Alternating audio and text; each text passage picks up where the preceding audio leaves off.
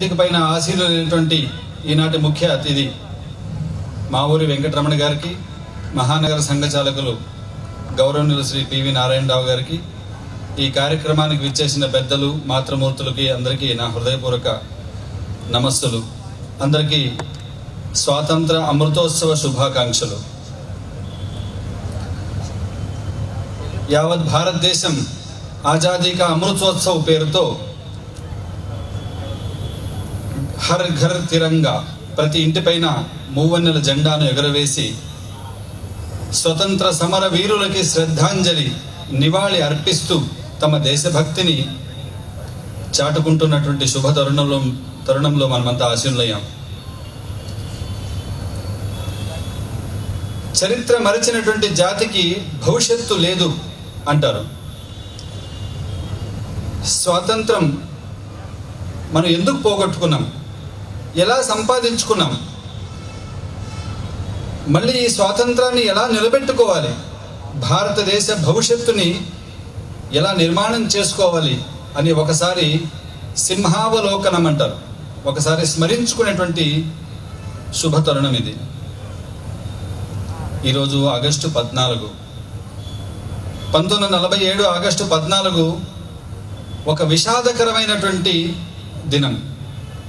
ఎందుకంటే మతం ఆధారంగా దేశం విభజించబడింది. 1947 ఆగస్టు 14 అర్ధరాత్రి తమ నివసిస్తున్నటువంటి భూభాగమే పరాయి దేశం అయిపోయింది కొన్ని కోట్ల మందికి. భారత ప్రభుత్వము ఈ వివరాలన్నింటినీ రిలీజ్ చేసింది. అక్కడ సుమారు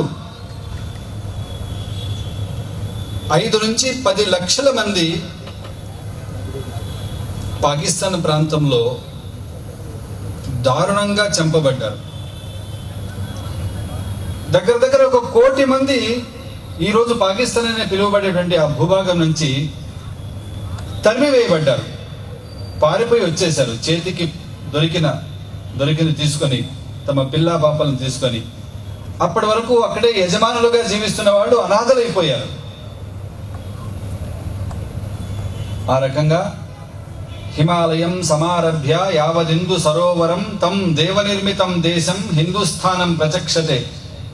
హిమాలయాల నుంచి హిందూ మహాసముద్రం వరకు ఉన్నటువంటి ఈ భూభాగం ఇది దేవ నిర్మితం అంటారు, దీన్ని హిందూస్థానం అంటారని మన పురాణంలో ఉంది. అటువంటి హిందూస్థానం మతం పేరుతో తూర్పు పాకిస్తాన్ పేరుతో బంగ్లాదేశ్, పశ్చిమ పాకిస్తాన్ పేరుతో ఇప్పుడున్న పాకిస్తాన్, భారత్ 3 ముక్కలైపోయింది.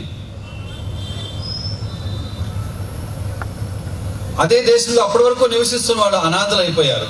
ఒక ప్రపంచంలోనే అతిపెద్ద దారుణ మారణకాండ జరిగింది. దీనికి కారణం ఎవరు, దీనికి కారణం ఏంటి, తప్పనిసరిగా మనం అవలోకనం చేసుకోవాలి.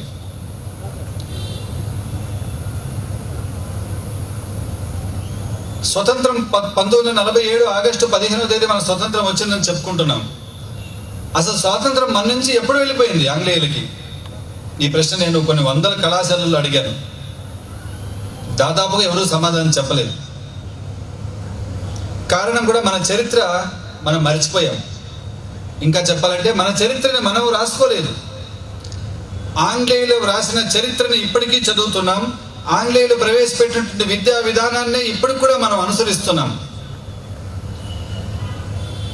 అందువల్ల మన దేశంలో పుట్టిన గొప్ప మహనీయుల గురించి మన పాఠ్యాంశంలో లేదు. ఈ దేశ చరిత్ర చదివినటువంటి ఒక విద్యార్థికి, ఒక పౌరుడికి ఈ దేశం పట్ల ఒక గర్వకారణం కలగదు. Alexander the great, Akbar the great, William Bentinck, Robert Clive, Dalhousie గొప్ప సంస్కర్తలు ఎట్లు వర్ణింపమని ఉంటుంది మన సోషల్ స్టడీస్లో. మన దేశంలో పుట్టిన వాళ్ళ గురించి తక్కువ చేశారు, వాళ్ళ దేశంలో పుట్టిన వాళ్ళని